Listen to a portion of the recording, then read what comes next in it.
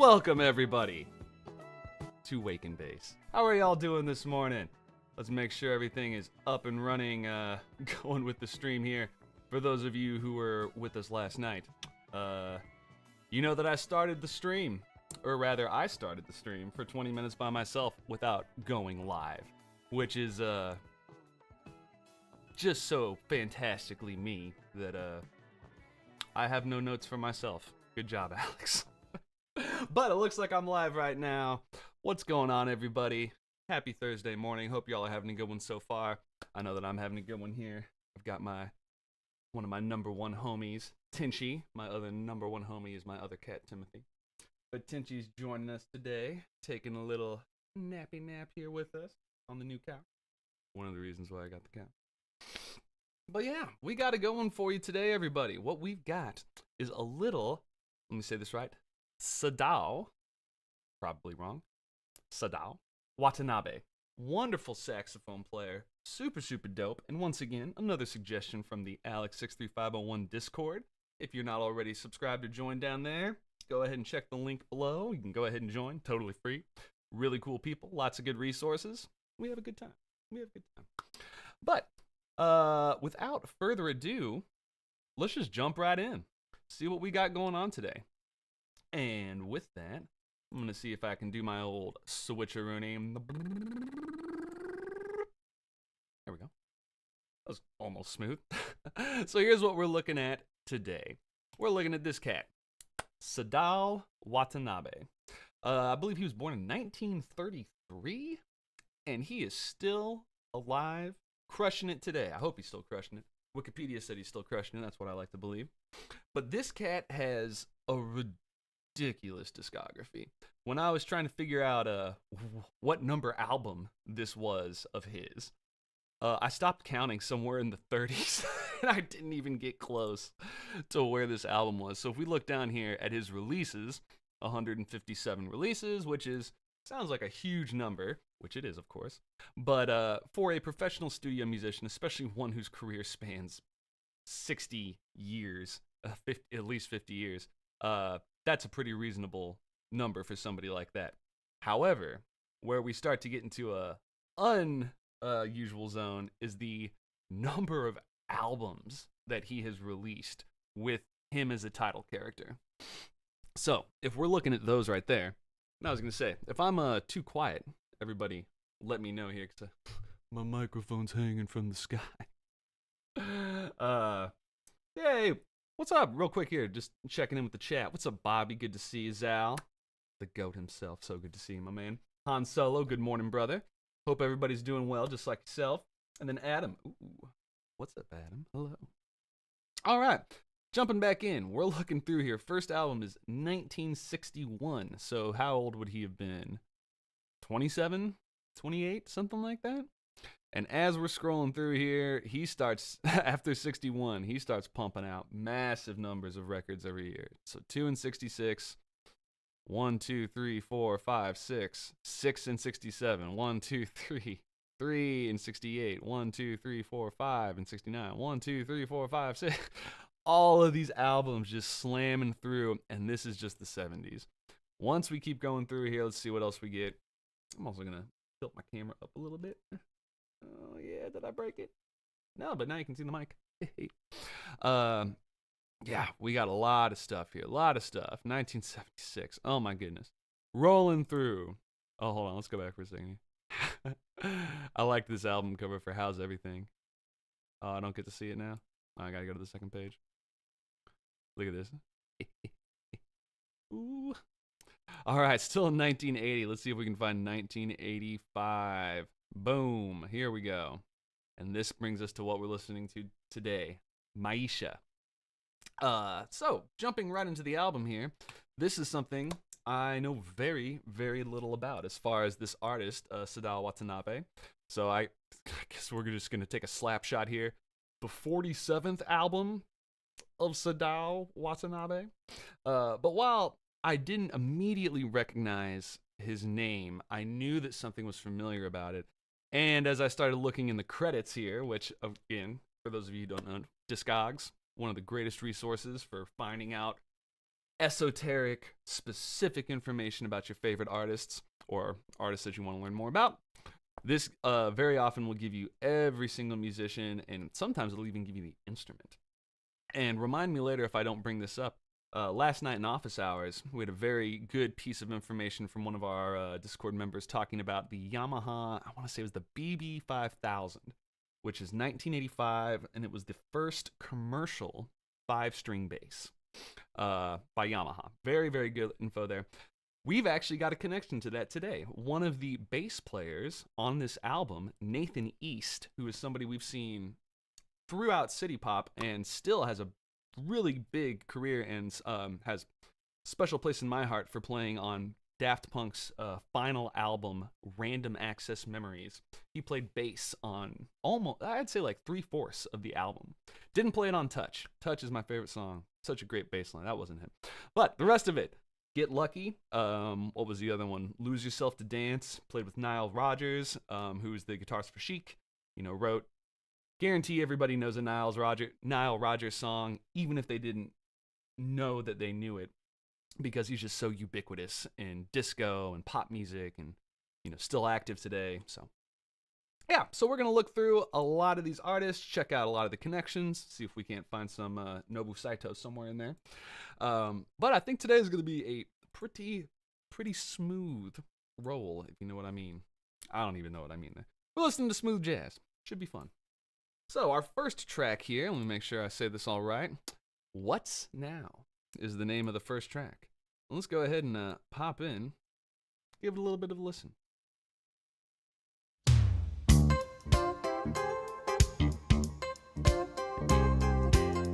Starting off tasty. Oh yeah. That's good. That's good.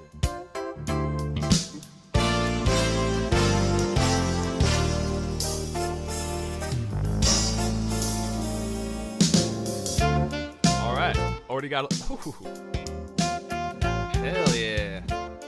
Already got a question here talking about Nathan East on vocals. Nathan East does have vocals on this album. That is true.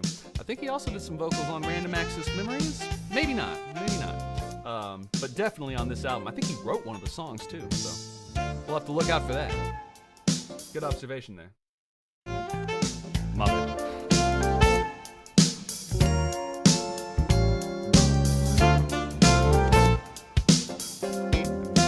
People knowing their stuff, exactly.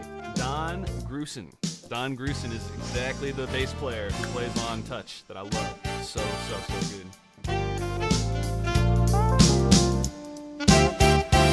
Oh wait, no, hold on. I take that back. That's not the bass player. Don Grusin is the, who's that? Hold on, I know his name.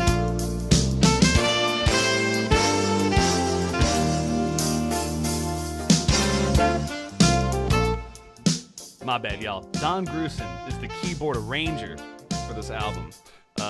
Little brother of Dave Grusin, who we'll look at here in a second.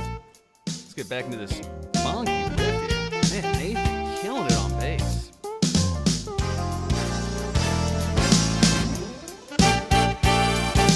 Hey, what's up, Juan? Good to see you. Welcome.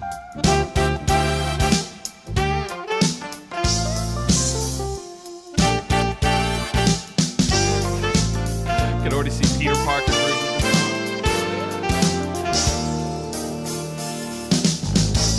Yeah. Getting funky. All right, yes, again, I apologize for my mortal sin there. Don Grusin is not a bass player. No. He's a keyboardist, a very well-known jazz keyboardist. My apologies, that's exactly correct. I'm getting all my names goofed up. It's early in the morning. All right, let's just look at who we got on this first track here. Just absolutely crushing it. Just sounding so good. So, of course, on alto sax, we got Sadao Watanabe. Crushing it here with the lead. Wonderful tone.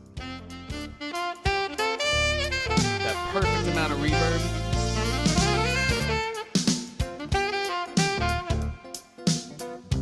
I love how snappy these drums are, man. So good.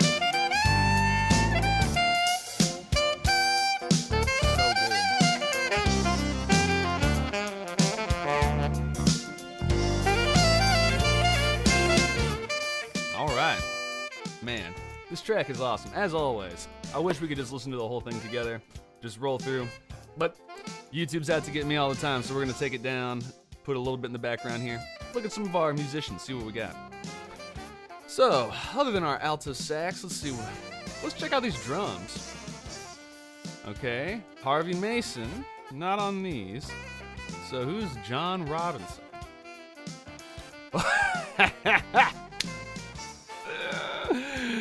Alright, I'm gonna be silly today because I've been noticing that there's a lot of lookalikes here. And I know that this is just rough. I know. But just a little bit, y'all. Also, he also looks a little bit like that pug. You know. He also looks a little bit like the dude from, if you've ever seen, hold on, lead singer of Wayne Static. Is this, am I losing my mind, or does this guy look like the dad of Wayne Static? Oh, Wayne Static is dead? Oh, I made myself sad. Alright, long live Wayne Static. That's too bad. Anyway, this guy crushes. Started his career with Rufus and Shaka Khan. Not a bad way to start. Then met Quincy Jones, okay. There you go. He's one of the most recorded drummers and has worked with countless music stars. Well, let's see. Oh, shit, okay. 1,091 credits. Alright, checks out. Checks out. So when did he start? 1978 with Rufus. Oh, shit. How did I not recognize this name? You're the drummer on Don't Stop Till You Get Enough? What? For those who don't know, Michael Jackson's Off the Wall, arguably one of the best pop albums ever made. So funky. But man, this guy played drums on there? Joe Jackson, get out of here, you jerk. Where's our homie? What? You said he was on here. Well, I trust Discogs. I guess he played bass on Don't Stop Till You Get Enough, which is pretty cool. He also played with the Brothers Johnson. Man, that kicks ass. He played Light Up the Night? He played Stomp? No, he didn't. He did not play Stomp. Give me that. I'm sorry, y'all. We're taking a sidetrack from me. Oh, hell yeah, John Robinson. Okay. For those of you who do not know what Stomp is, we're taking a second to listen to Stomp. We're taking a second. Do you like how I spelled Johnson so wrong? Did I spell it right? No, I dyslexic. Okay. Wanted to make sure I was dyslexic though. We're not doing the music video. I've learned my lessons. Music videos are like the guaranteed way to get you live kicked off. But okay, if you haven't heard Stomp, you're welcome. This song is amazing. We're just gonna get a little taste in the beginning because you think you know where it's going. But then we don't know where it's going. Because you're like, oh yeah, we're getting disco? We're getting disco bongos. Got it. Okay, we're a little funky, but disco bongos and strings. Disco strings. Alright, I got it. I feel it. I feel it.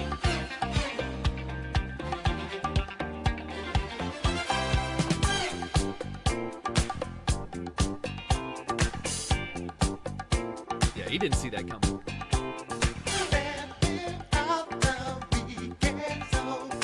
I don't know the words. Anyway, amazing song. Brothers Johnson, gotta go check it out. Back to Maisha. Something a little smoother. Alright, so, again, talking about John Robinson, our drummer here. I don't think this homie can get more credentials than what we just went through right there. He's pictured. You can tell his face, he's trying not to smile, he's trying to be hard. Whoa, Kenny Loggins. Okay. Okay. I don't even need a timestamp. That photo was taken in 1999. I'll put ducats on it. Okay, so that was our first track there. Let's get back to our album here. So again, those of you just joining us, Sadao Watanabe, Maisha, his 57th album, something like that. And we were just checking out the drums by John Robinson. Really, really good drummer. Let's hop into the chat here before we go into Men and Women, our second song here, and see what everybody's saying, see how everybody's feeling. All right. Oh, Juan, you're so kind. I'm so glad to have you here. Oh, I don't know if you can hear my cat, Timmy. He's meowing. I think he wants more food, even though I just fed him. Let's see here. Yep. Good known keyboardist. Yep. If you could learn any instrument, it would be sax. It's a good one. Pick it up. Not that bad to pick up. If you play another musical instrument, you can figure out the sax. Speaking of lookalikes, I don't think I've ever seen Alex and Walter Becker in the same room before. Walter Becker. Oh, yeah.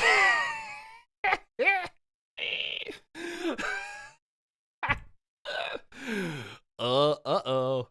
I've been found out. I've been seen. Whoa. Okay, this right here, that's what my hair looks like. This is it. This is it. Hey, there's a picture of me and the way that I see myself. It's a nice comparison. Oh, he's dead? Man, that's two sads. Or maybe I just went, what's that called? Avocado? Got two souls in me? I'll take that. Very cool. Fun connection there. Yeah, this is going to be a big lookalike today. I got some more for you here. He didn't play the P bass. He was the bass. Truth, Han Solo. Pretty sure Louis Johnson played the bass on this track. Maybe so. Very, very, very, very possible. Probably so. Is this still the first song? Yeah, it was this first song. Hey, what's up, Layla? Good to see you. Okay, so saying hi to everybody catching up there. Let's go ahead and figure out what the second track is, which is Men and Women. So let's do Maisha, Men and Women. I couldn't really find a whatchamadoodle, a full-length album version of all these songs, but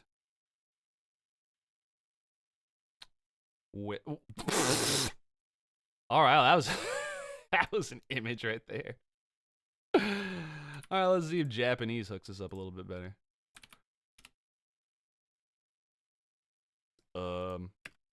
Watanabe.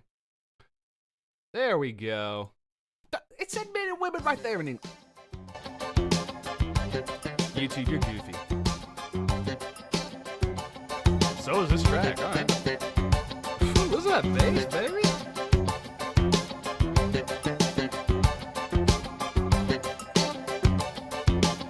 That's funky. I like that. Clouds disappear in smiles, and hands fit the Female vocals. I don't know that. Gray turns to shades of happiness. That doesn't sound like Nathan East. Men and women. All right, here we go. Brenda Russell. Let's check out who this lady is. Stands so very still, and angels laughing from above. Where have we seen her before? Heals the She very looks soul very of familiar. magic when men and women love. She looks like a Pointer Sister Men and kind of. women, oh, when they Well, love, just this one love, picture. love. Men and women, Let's see here. All-Star Choir. men and women, Gus oh, when Gordon. they love. This is a dapper looking dude. Look at that guy. Okay, got a couple albums. Dr. Music. That's a good name.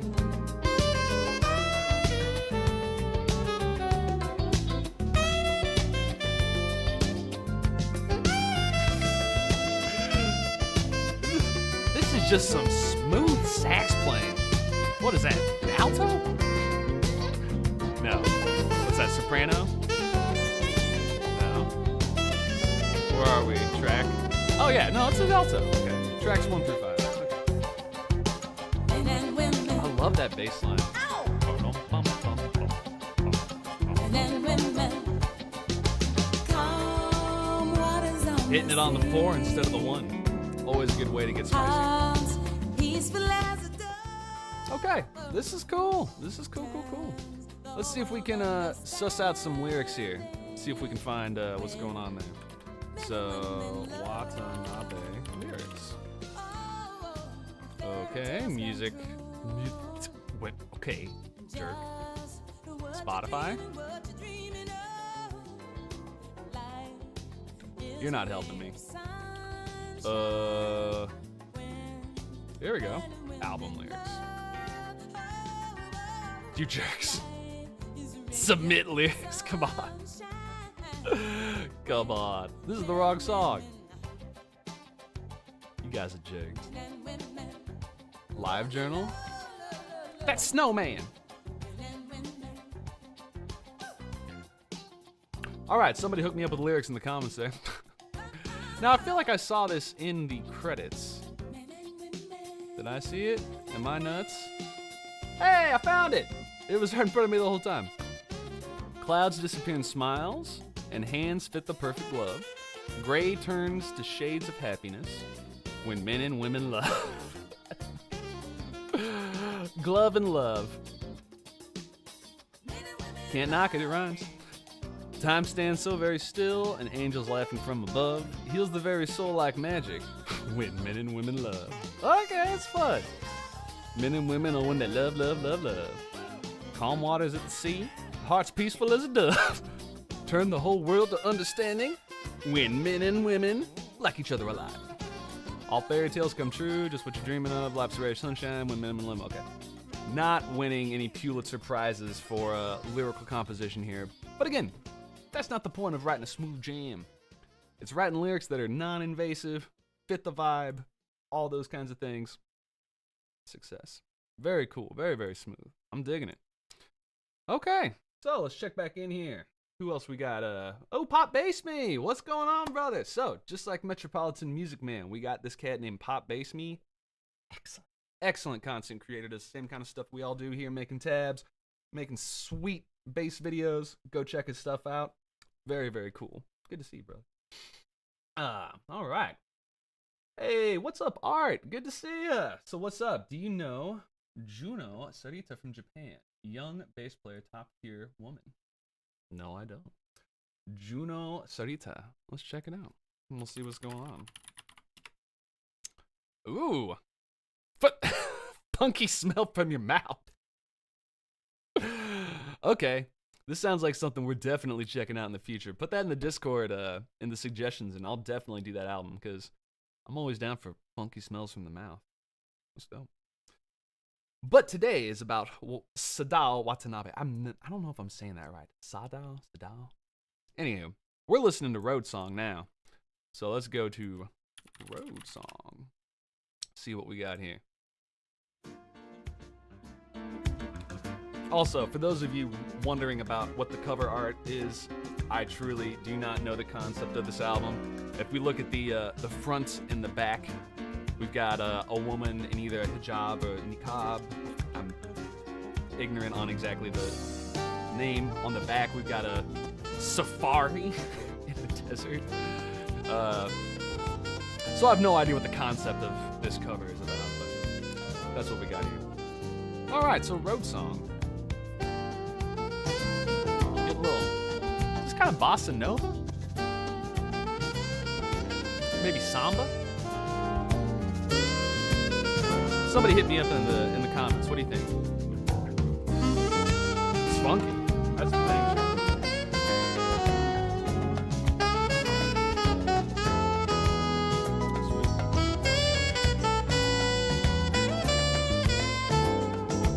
That bass, man.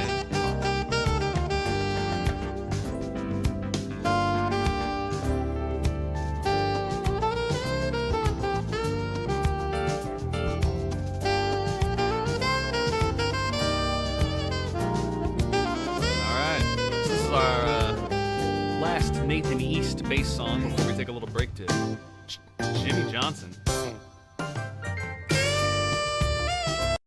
That gets an Alex 63501 rewind because we got a city pop stop, everybody. For those of you who don't know, it is kind of a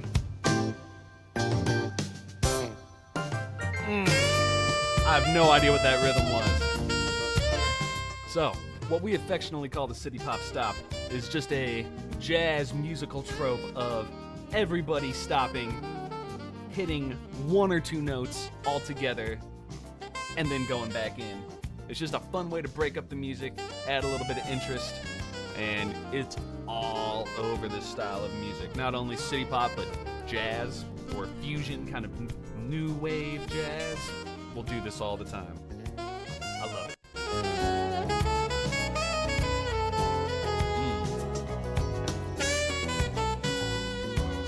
So we had just jumping in here last night in office hours, we had a really good question. I can't remember from whom, about how to write a jazz song and how do you go about that.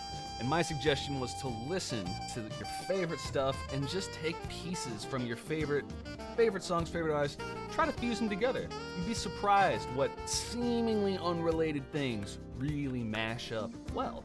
And something like this, when I'm listening to what's the structure of the song, you know, I really can't tell you what the chords are, but I hear that bass line real clearly.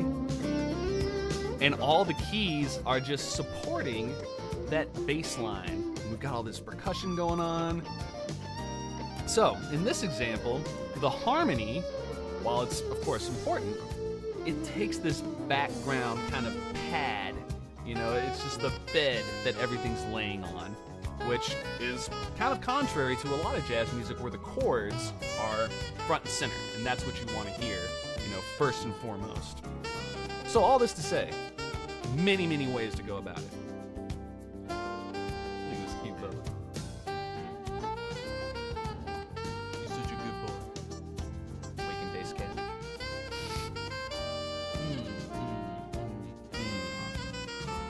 All right. So let's go in here and see what else we got as far as some interesting characters. Woo! More finishing the song off with city pop stops. The way to do it right there. I love it. Okay, so let's take a moment here to talk about, as I mentioned the keys, the keyboard player. We got a cat named Don Grusin. And this is somebody who I had heard of the name, but I was not super familiar. Again, slap my hand. But again, this guy's got a ton of credits. 420. Nice. But as we start looking through the stuff that he did here, we can see most of his stuff gets crack and roll in 1981 as far as his albums. Now, as far as his credits go, as far as performances, we go all the way back to 1970. Wow, the Byrds. That's pretty good. That's pretty good. Quincy Jones. Oh, yeah. Don't look at Quincy Jones. Quincy Jones can't help you. Pointer Sisters. Wonderful. See, I knew I'd get some Pointer Sisters in here when I made that reference earlier. Some more stuff. Lee Ritenour. Collier and Dean. I don't know. Anyway, this cat's pretty cool. Very funky. Love his stuff. And I thought it was a little rough that his bio, though, is songwriter, producer, keyboard player, younger brother of Dave Grusin. And it's like, well, who's Dave Grusin? And then you see, like, oh, snap, 2026. Oh. This guy's done so much stuff, and he started a year later than his brother. That's gotta burn. But he recorded Peggy Lee, whatever. Anyway, here's what I thought was funny. I was looking at Dave Grusin, and I was like, wait a second. That looks a little Harrison Fordy. And then I saw this, and I was like, is that the dude from The Menu? Yes. Yes, it is. That is Ralph Fiennes. Look at that guy. Look at that guy. Look at this guy. Same person. That's all I'm saying. So, pretty interesting thing right here. Let's see how many solo albums that he's got here. 19 solo albums. Ooh. Might have to check one of these out sometime. Pretty cool. Okay, as we jump into our next track here, let's see. Do we still get one more by our homeboy Nathan East? Nope, we're going to take one Nathan East break here. We're going to check out Jimmy Johnson on the bass for our fourth track, Times We Shared. Oh, I almost got the T. I'll put a T right there. Oh, no, I won't. I'll put a T right here. Times We Shared. Look at that. got the 2017 remaster. We got the 2009 remaster. So many remasters.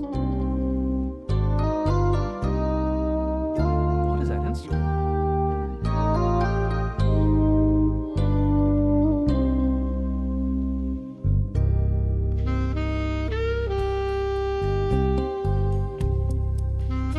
It's some synthesizer.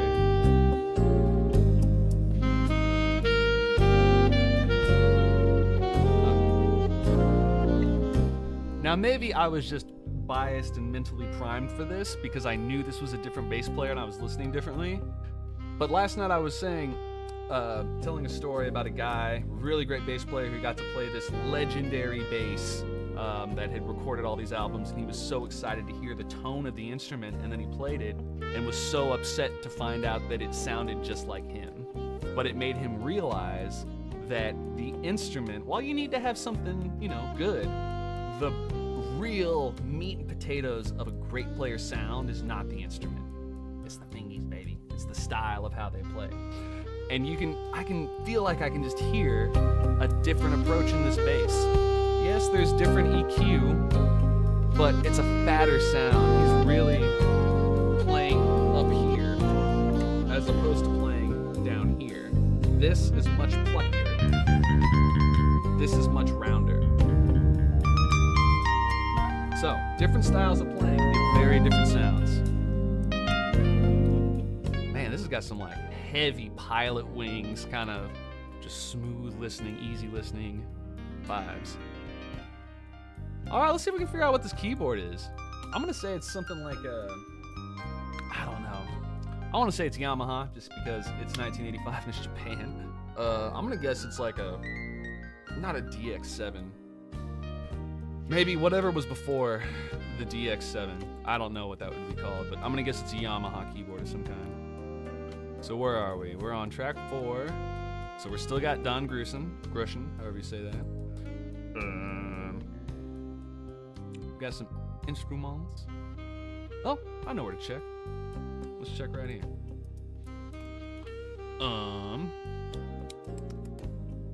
Don Grusin. There we go. Oh, there we go. Yamaha CP80 on Times We Shared. That's what this is.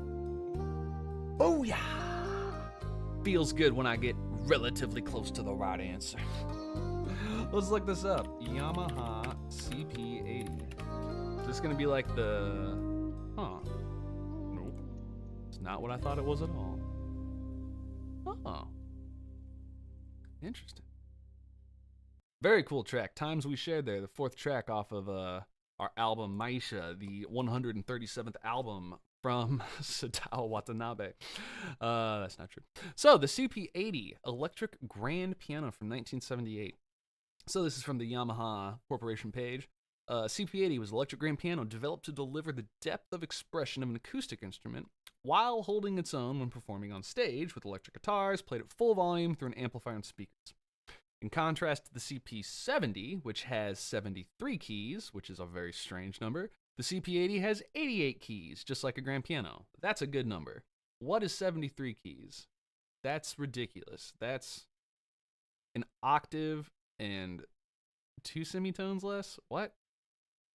That's a weird number. 73. Huh. Let me know in the comments if that's not a weird number, but I don't know. Very similar to a cut-down acoustic grand piano, CP80 features the same frame construction as an acoustic piano, but can be split into 2 cases for storage and utilizes an electric guitar-style pickup system to pick up the sound of amplifications via an amplifier. What? I need pictures. Inside.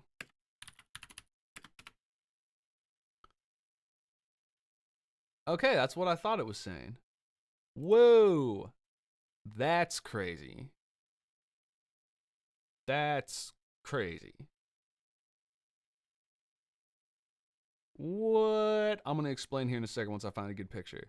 And I will explain to you why this is crazy. Wow. Bam. Here we go. Vintage pictures on eBay. Wonderful. Okay. 7,000, 8,000 euros, $8,000. Oh my goodness. Okay, so Here's what tripped me up here when it was talking about. Let's see here. Did I have it? Leave it up. It said that it had an inside action. Let me say that sentence again. The CP80 features the same frame action and frame construction as an acoustic piano. That's what made me go, huh? Because the frame is the giant, now cast iron piece of metal that goes inside of a grand piano, or for a upright piano, the vertical cast iron frame. So I'm like, is this thing weigh 600 pounds? It looks like it. So this little guy in here, does it have strings too? What on earth? What on earth is this thing? This is unbelievable. This looks like a straight up piano. So it has all the strings. It looks like an upright piano put horizontal. Because again, a horizontal piano would not be detachable into two parts. And it says this is detachable into two parts. But when you're talking about action, if you've got, I'm not going to bring it over here, but if you have a synth keyboard or plastic keyboard, if you've ever seen one of those, and you press a key down, there's no resistance. It very much just feels like a toggle switch, like a light, not a light switch, but you push it down, it comes back up exactly the same amount of energy no matter what you do. If you play a real keyboard, a real piano, you will feel the wood of the key. You will feel the pressure of pushing down. You feel the hammer moving. You can feel it within the key. It's hard to describe without touching it. But if you ever go up to a piano, try to touch a key and as slowly as you can push down, and eventually you'll hear this. No piano sound will play, no key will sound, but you'll hear a click, and that's the hammer going, because you hit it so quietly. If you had hit it hard, it'd go bong, bong. But if you barely hit it, it'll just go like that, and it won't hit anything. So, why is that important? The feel matters. So for pianists, you would want to feel that action. It makes a massive difference in your playing and your feedback. So this thing looks like a hybrid. You've got all of these acoustic strings in here that are all mic'd. Can't imagine what that sounds like unmodified. But then you've also got all these electric components in here to give you synthesized sound. Let's see what they say about it. No information on it. Anyway, that's pretty dang cool because the solo in this song here, if we go back,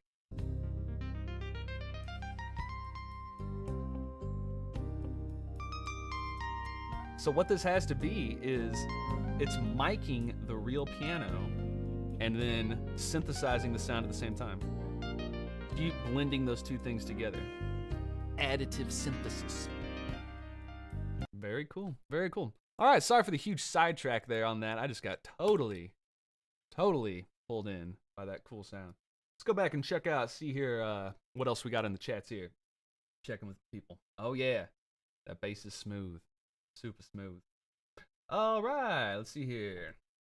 So from Han, there's one on this album I have, which is the type of jazz, but unfortunately it was only released on cassette and CD, and every time it's uploaded to YouTube, it gets taken down very, very quickly. Hit us up in the Discord, my man. That's what the Discord is for all those things that YouTube won't let us have fun with. All right, yep, Adam, clean guitar. Super, super good. Oh, Han's got 2 cassettes. So if one ever breaks, you're good to go. I love it. I love it. Oh, yeah. Elijah's noticing that the best part of Wake and Bass. Pinchy 63501. Oh, yeah, get that chin rub, Bubba. Get that chin rub. Oh, yeah. You can pass out backwards like that? Mm-hmm, because it feels so good. No, you want to put your face. I'm sorry. I had too much fun with it. It was a tasty guitar solo. Mm-hmm. You shall not be named. All right. 5-string. Is it a 5-string? Let's talk about that for a second here. But they didn't go acoustic for the song. 69 keys would be better. Ah, it's my man Logan.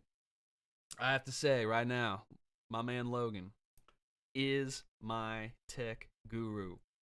I would not look as wonderful as I look right now, and he would not look as beautiful as he would without that man. He's the one who got the channel started all those years ago. He's the one who helped me get my new lights that I love so much. And she, don't you want to say hello?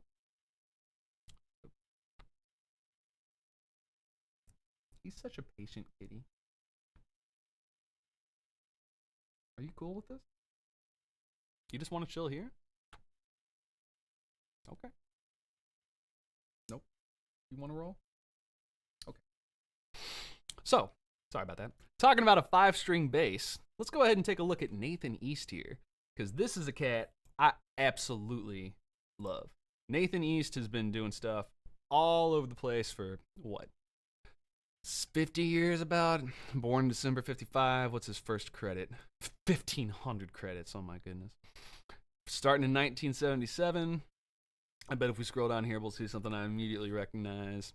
LaToya Jackson. Okay, well, not exactly what I was expecting to recognize, but I do recognize it. Patty Brooks. All right, Gloria Gaynor. Donna Washington. These are all big names. Yeah, Nathan East. Very, very... Okay. Okay, what's this? Okay. Slingshot!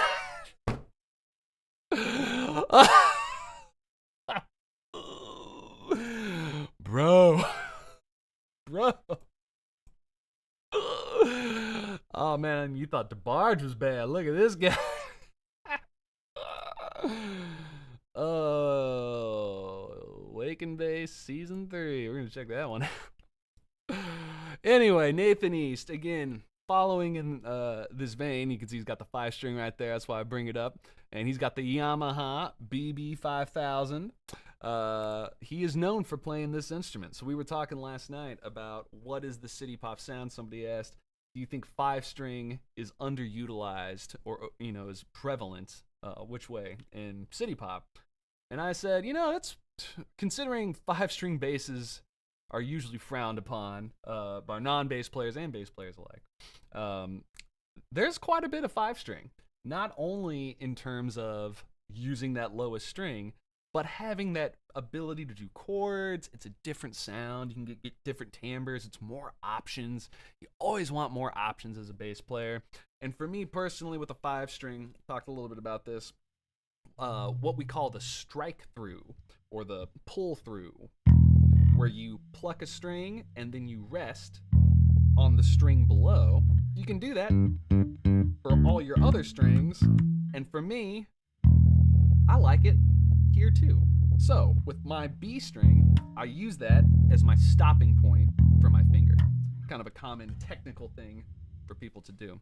But Nathan East was one of, I don't think he was the person they developed it for, but they developed a specialty BB5000 5-string bass Yamaha just for him. And that's what he's playing. Actually, this one right here is a 6-string version of it. Yeah, he's got a 6-string now. That's sick. But this is what he looks like, and I wanted to find this picture where he's doing his absolute best Steve Harvey impression. Look at this. I'm just cracking myself up today because it's not that he looks like Steve Harvey. He looks like Kenan Thompson looking like Steve Harvey. Yeah, that's the connection. I'm really silly. Okay, let's go back and listen to more of the album that everybody came here to actually listen to. Good News by Sadao Watanabe. I don't know why Sadao is such a hard name for me to say. Hey, there's a Mac Miller song.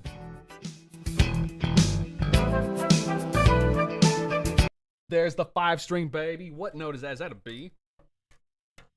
Nope, it's an E. Never mind.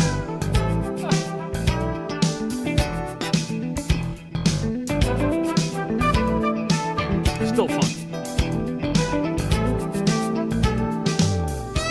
Now again, listen to the punchiness of this.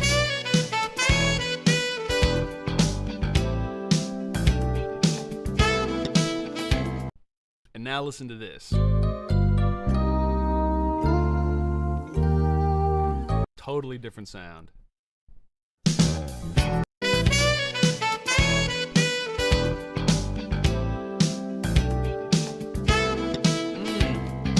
Dude, this is hitting hard. Oh yeah, baby.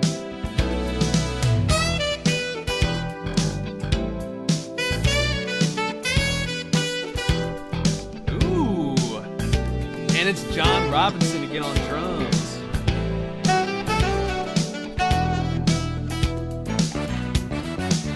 Digging it, baby.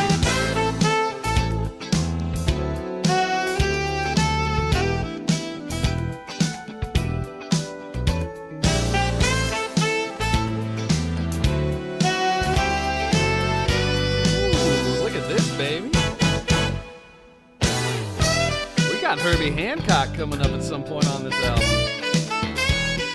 Damn, this song. All right. So far, this is my pick as best song off the album. This is funky. I'm trying to think of, this reminds me so much of a song that I had. It feels like maybe like a, what's his name? Matsushita, the guitarist. Matsubara. Like First Light, I think that was the name of the album. Sounds a little bit like that. It's got a little bit of that Omega Tribe kind of feel. Whoa, lyrics. Ow! He's going George Benson on it. Oh, who's going George Benson? Oh, please tell me that's Nathan East, baby. Ah!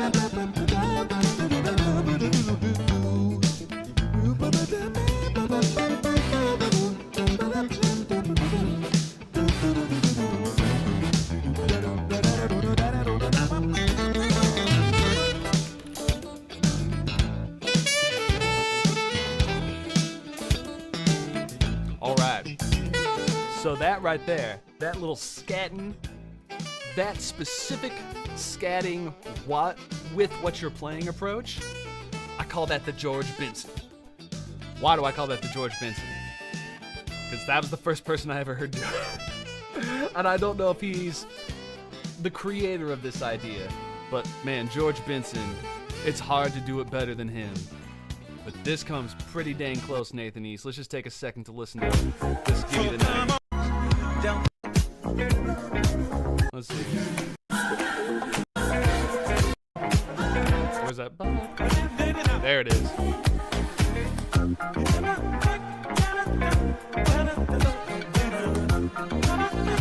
He's singing what he's playing.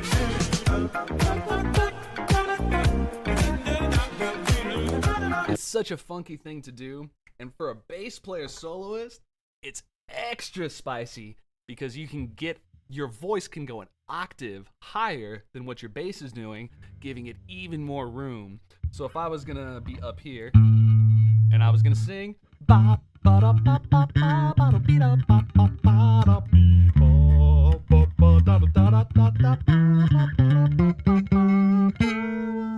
can't sing. But that's what you do, is you pick a line and you sing with the line.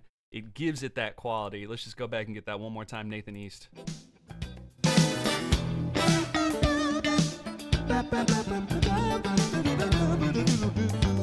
Immediate dancing.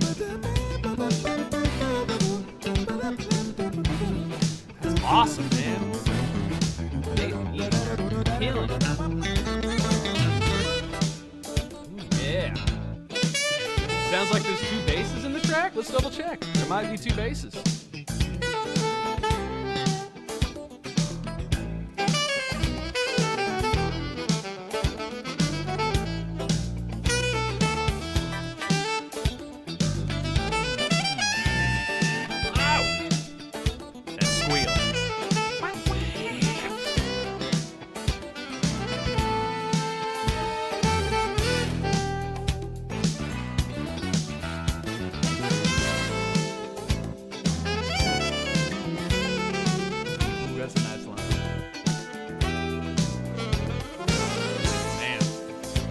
Sucked into this song, it's just so good.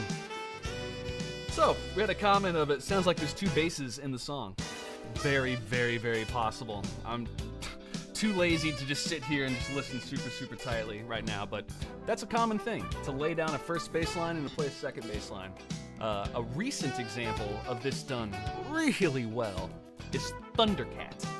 I'm trying to think of what particular song to, not Them Changes, but it's the one with, maybe it's Do-Rag? Anyway, Thundercat is known for doing one bass line underneath, and then with his 6-string bass doing like funk wah chords on top of it. It makes it have this super full sound, and it's never overloading it, of a sound where the bass gives space for the top bass and the top bass gives space for the low bass. Really fuses well together. So that very well could be happening here, and it's just so smooth that only the keen ears such as Han and Adam in there can hear very good. Oh, that was Metropolitan Bassman. See, I can't read, but good job, Metropolitan Bassman. I agree with you.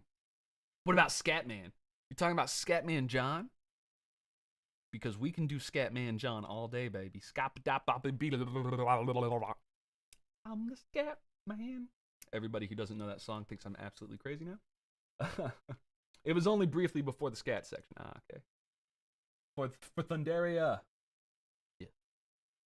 Yeah, Thundercat double tracking is dope. Yeah. Thundercat, man. Steven, I forget what his last name is. Thundercat is awesome. He's just so good. All right, so this is another long album, it looks like, and we got to keep rolling here. Let's get into Desert Ride. Let's see what we got here. Now, if I recall, this might have been the one that had the music video. Maybe not. Maybe not. Is this the right one? California Shower? Nah, this looks like it.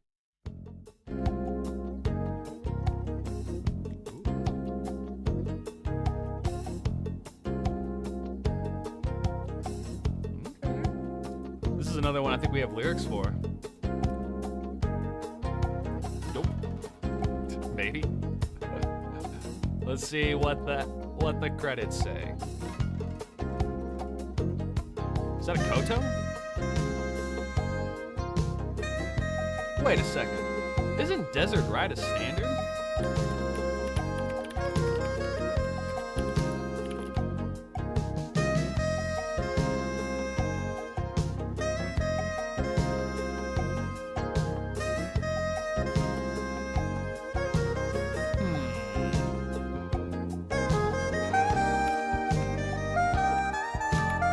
I feel like I've heard this before. Maybe I haven't though.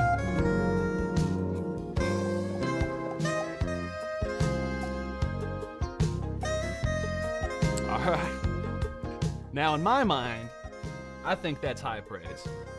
If you hear something that's like, man, this really sounds familiar, it sounds really good.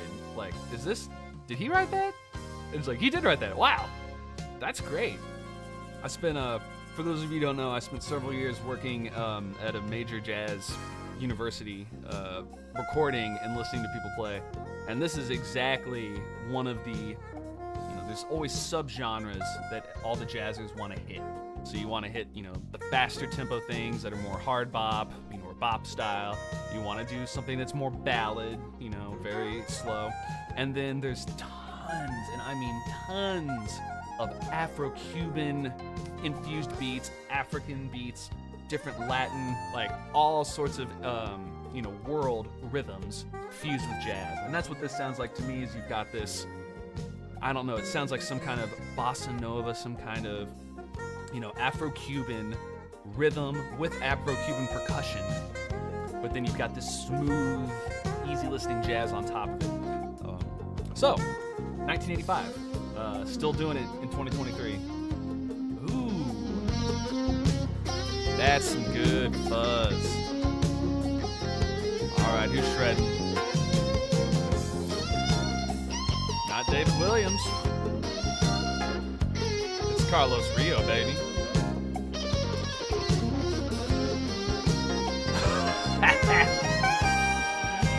That guitar looks like how it sounds in my ear. Yeah, look at that big pickup.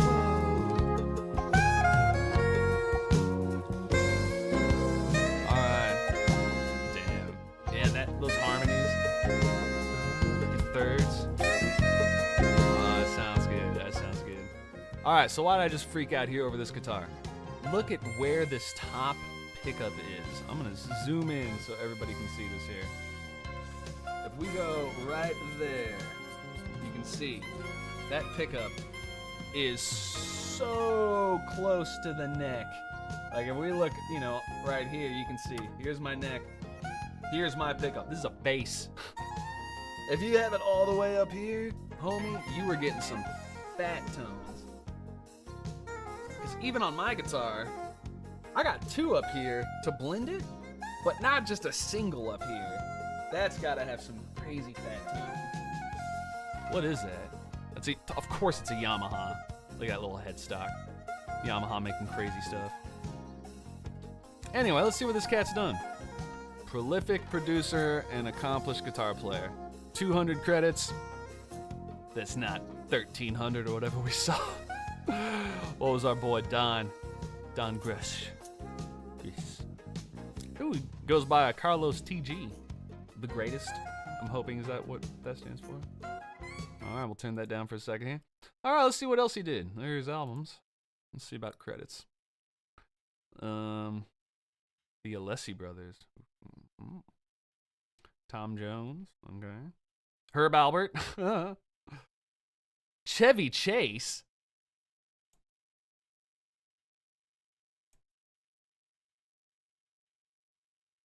Here we go.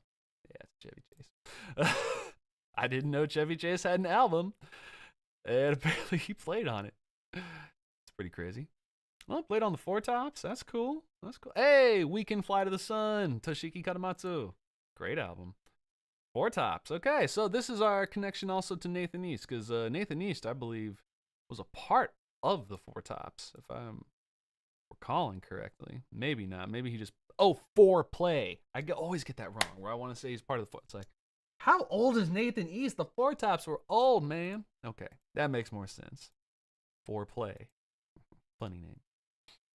All right, next one. We'll see if we can keep pushing through here. Russell Brand wrote it. No, B. Russell wrote this song.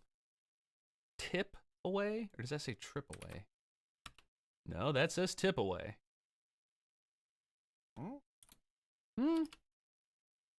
I mean, I see that says Watanabe there, but... Let's just go for consistency. There we go.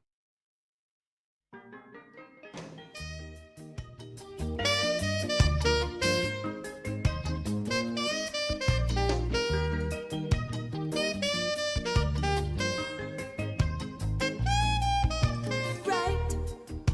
I think that it is only right that we should get clean out of sight, even though it's far tonight. You, I only wanna be with you. There's never enough time for two who love the way I know it do. This has a heavy Little Kids intro theme song vibe. Remember On the magic school bus, everybody with Miss Frizzle, let's go. You have to remind, you really got to draw the line. Because it's Braggle Rock. And baby, let's tip away from the crowd. Alright, this is gonna be me being a jerk. Not every song can be a #1 hit, y'all.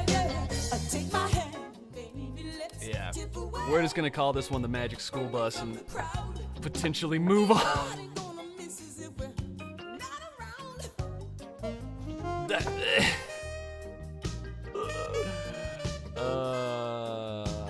Yeah.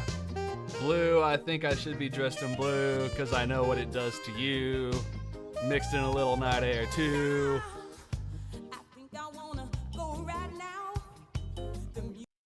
Sorry, everybody. I think we're gonna skip that one.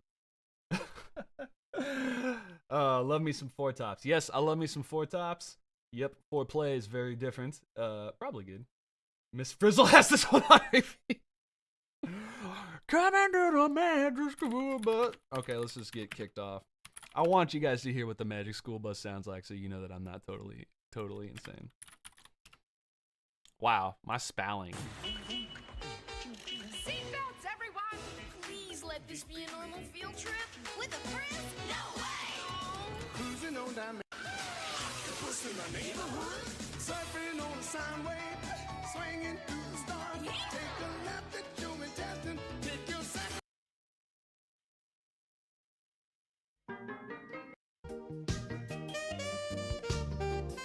Okay, all we gotta do now is this. I think I wanna go right now. And now it's the Magic School Bus. I think I wanna right down. Or Gullah Gullah Island. Something like that. Little kids TV show vibes. Super hard.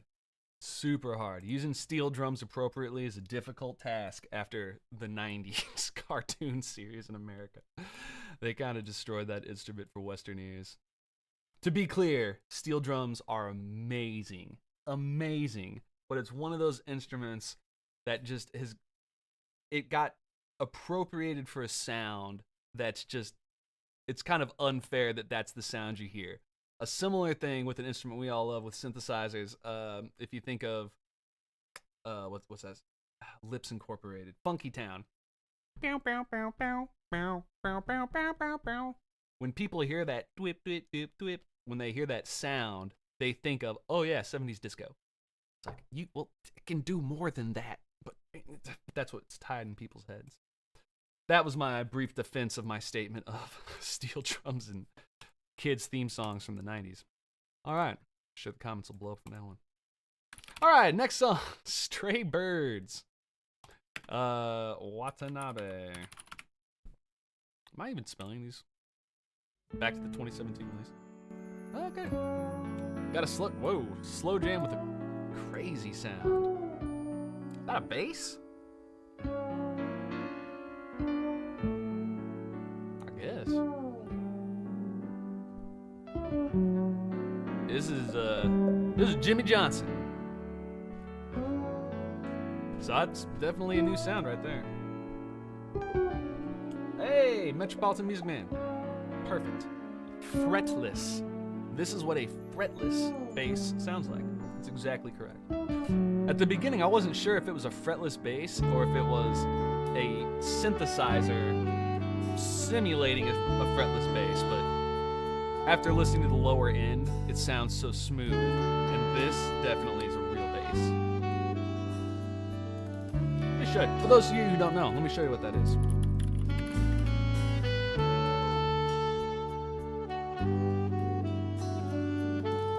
So fretless bass, exactly what it sounds like. No frets. What was that? Optical illusion. I thought that was only 3 strings. Usually though, yeah, here you go. Even though there's no frets, you will still have lines that show you approximately where to go. LTD. All right. Very smooth track right here. Some sitting out having a glass of wine on the porch at the end of the day, kind of listening. Very smooth, I like it. Yeah, so speaking briefly here about a fretless bass. Very cool instrument, very unique sound, but it has this almost lack of attack or definition because you're not stopping it against a fret. You've just got this open sound, which is different from that has a little more percussive. It's hard to tell without going up and hearing it, on a true fretless instrument. But that quality, let me see if I can find a good example of it here at the beginning.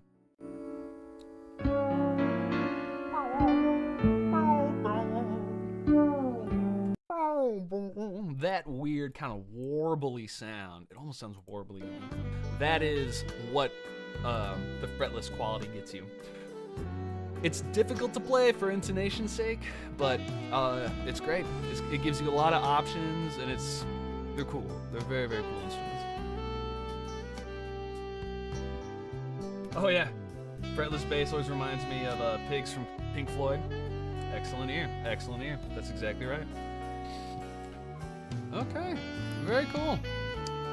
So, just to take a moment here while we're listening to this a little bit quieter, so we're going to put that even more in the background. I want to talk briefly about the recording of this, because to me, I think that's always a really important thing to look into, is to see who recorded it. Engineers, because they have a massive impact on what the sound is, the mixing, all those kinds of things. plus the studio, because it's interesting just to see who was at what place at what time and how this was all done, and especially when we have characters in here like Nathan East, who is, I mean, Nathan East does a lot of city pop stuff, but he was an American, studio musician. If we look here at what was going on, I'm gonna go ahead and stop that track since we're right at the end. We can see that this was recorded. Let's look here in the images. I think it said in California. There we go. Recorded at One on One Studios. What is that? One on One. It's a Hall & Oates song. One on one, I wanna be with. I'm such a good singer. North Hollywood, January and February of 1985. Engineered by Jeff Gillette. Assisted by Pete Lewis.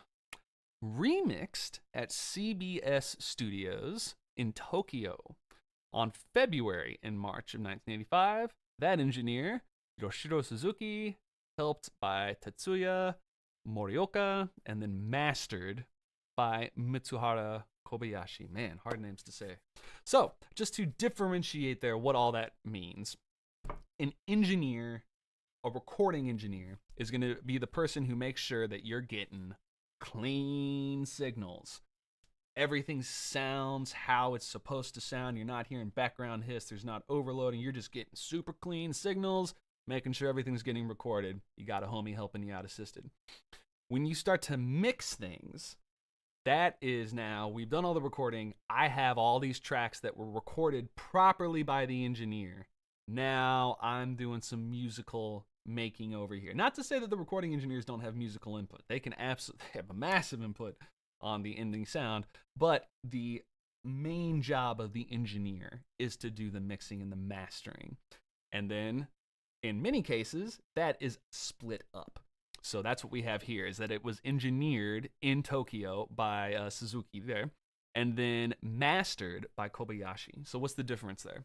When you mix something, that is putting it together to get the balance of what you're going for, to make sure solos are popping out where you want them, the general texture. If you want the bass to be more prevalent, the bass is a little higher, maybe the keys are a little lower, you mix some frequencies around, all that kind of good stuff. What does a master engineer do? They make sure that it is going to sound how you want it to sound across all platforms. So modern day, if you are working at home and you're mixing your stuff in your headphones or through, little monitor, maybe not monitors, but if you're mixing through headphones and you get a really good sound here and you're like, oh man, this sounds awesome, render it, take it out to your car, put it on a phone, listen to speakers, it sounds like trash. And you're like, what happened? What happened? It sounded so good on my headphones. Your headphones probably have built-in EQ or built-in bias.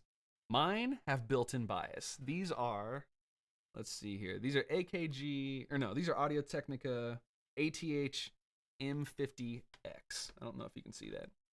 These are DJ headphones. They boost the bass. They make bass, very, very clear in my headphones. And I had to learn that lesson the hard way when I was first starting to stream, because I would think something sounds awesome here, and then I play it through regular speakers and it sounds like crap. So that is what a master does, and this person did a great job. Sounds really, really good here.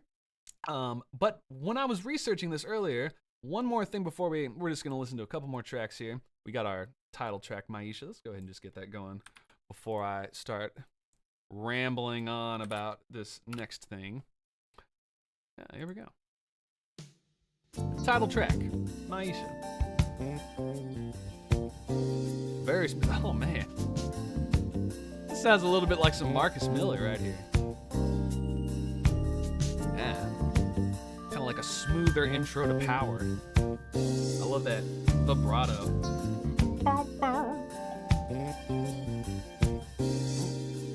Funky, baby. Ooh, I like that flute. Oh, I'm a sucker for jazz flute. Jazz flute is awesome. That's probably him too, right? Yeah. Very common. So sax players, they play flute. They'll play, I guess that's it. They play flute and all the different saxophones, alto, tenor, baritone. baritone. I'm sure there's others.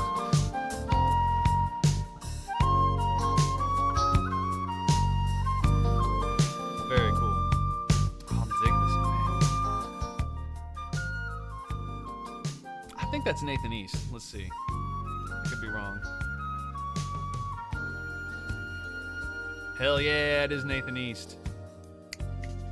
I'm telling you, you can tell the difference between bass players, and it's not the mixing, because it's mixed by the same person. It's the player. He's just a fatter. His tone is fatter. It's so good. Passed out. Look at that fella. So cute. Okay. Very cool. Very cool. So jumping back here as I turn this down just a hair more. My apologies, Watanabe. I want to talk about this idea that I had never heard about before that was called pre-emphasis. Let me look at this real quick where I saw this here. Where did I see that note?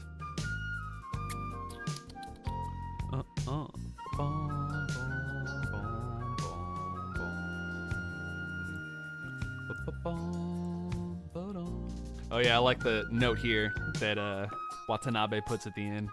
I want to add a final note of thanks to Don Grusin for all the time, energy, and thoughtful advice which he gave to me in the production of this album.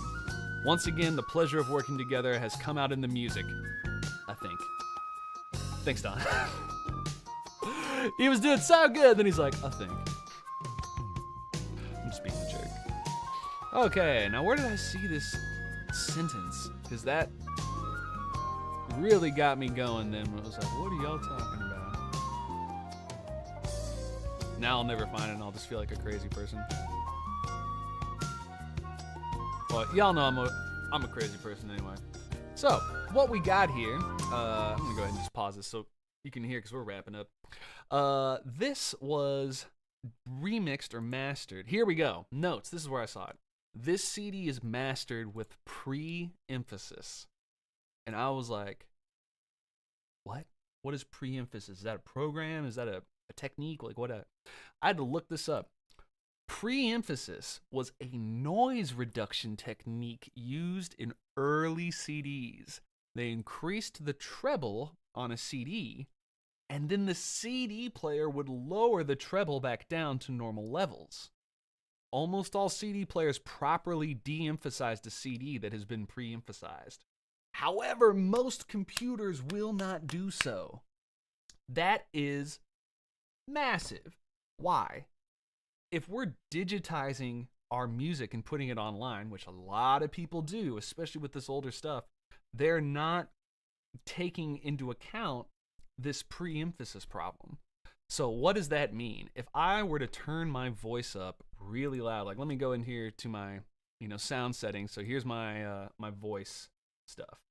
Let's pull that over here, and I'm gonna turn on this. Let's see, way too beefy and intense to turn on a guitar rig.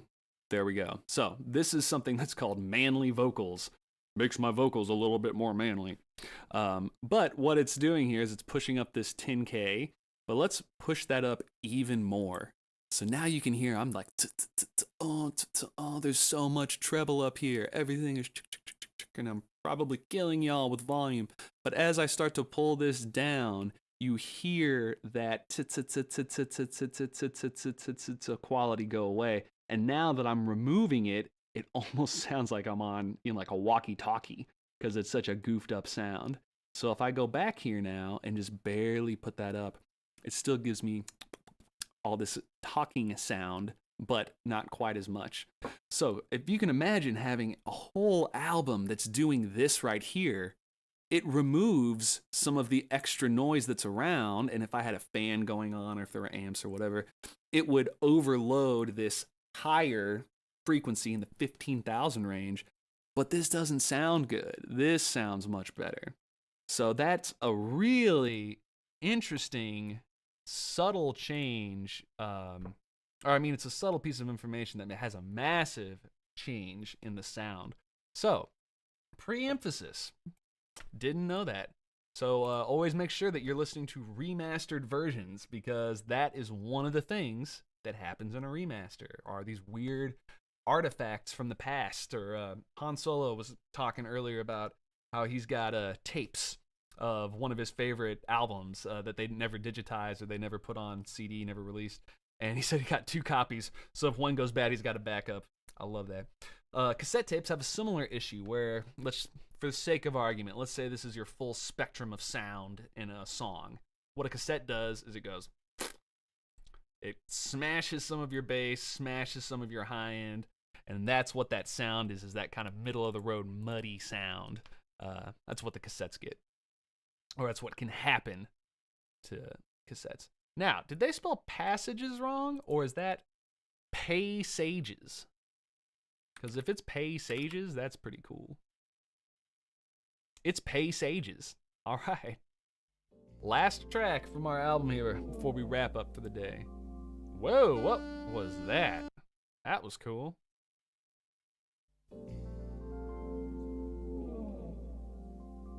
Oh, okay. Just guitar.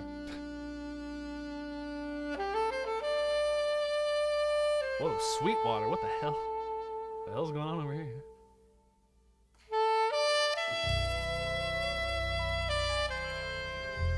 I'm gonna say this is not Nathan. Where's my bass? Nope, it's Nathan. He sounds different this time. He's just so versatile. Playing that Yamaha BB5000.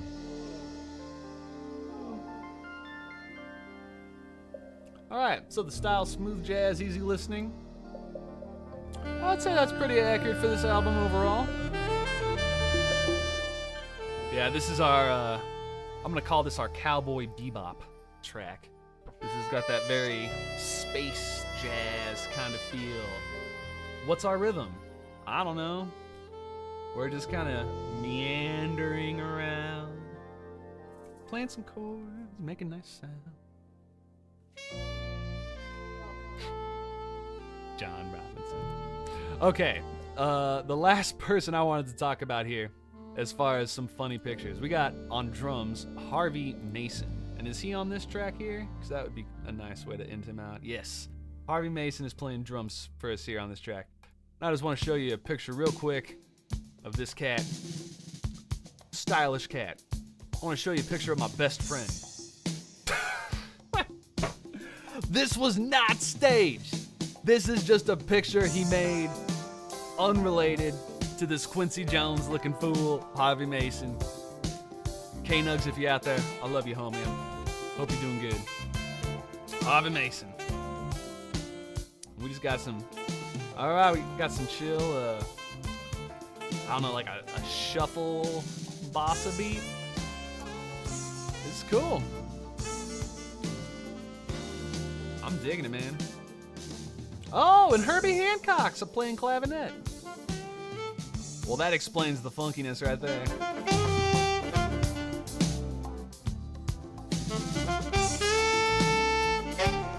Yeah, Herbie's just all the way. Dropping some keys. Ooh. My apologies, everybody, as I just blast you on the ear. It's rude to do. All right, let's turn this down a little bit while we wrap everything up here, and we'll pop back up to the wide shot, and we'll talk here for a second before we're done. Very, very cool album here. I was about to say passages.